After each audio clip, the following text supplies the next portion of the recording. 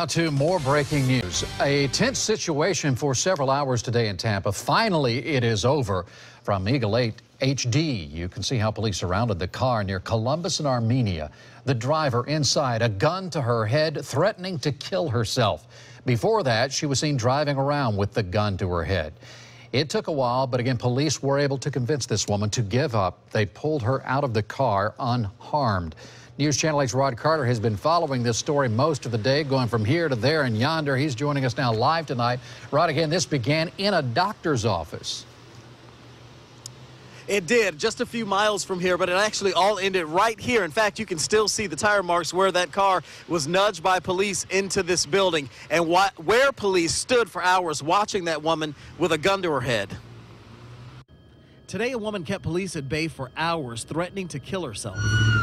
This all started at a doctor's office off Martin Luther King. Police tell us 61-year-old Kathleen Martin went into that doctor's office with a gun and fired a shot into the ceiling.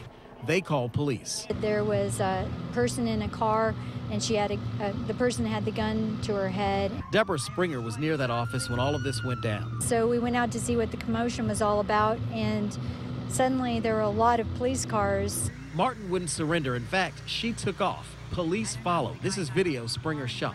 She was going fairly slowly through here. She actually clipped a car on the way traveling south in Armenia.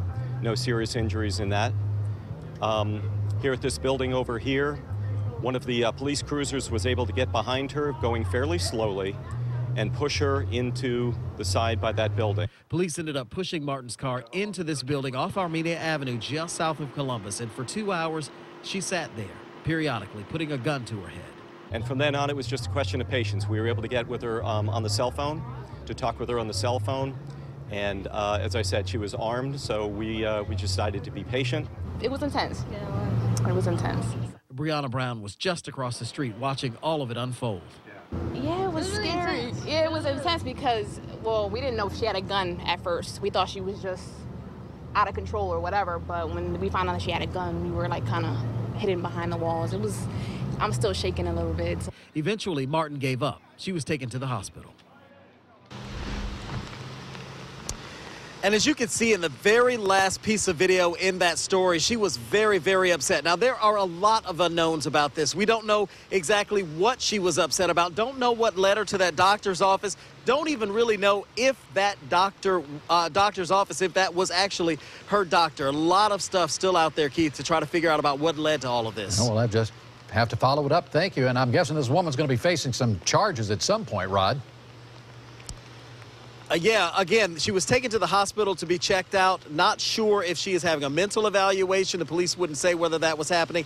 But once she's released from the hospital, she's going to face several charges, including fleeing and eluding, aggravated assault, and also hit and run. All right. Rod Carter in the rainforest, and I thank you, Rod.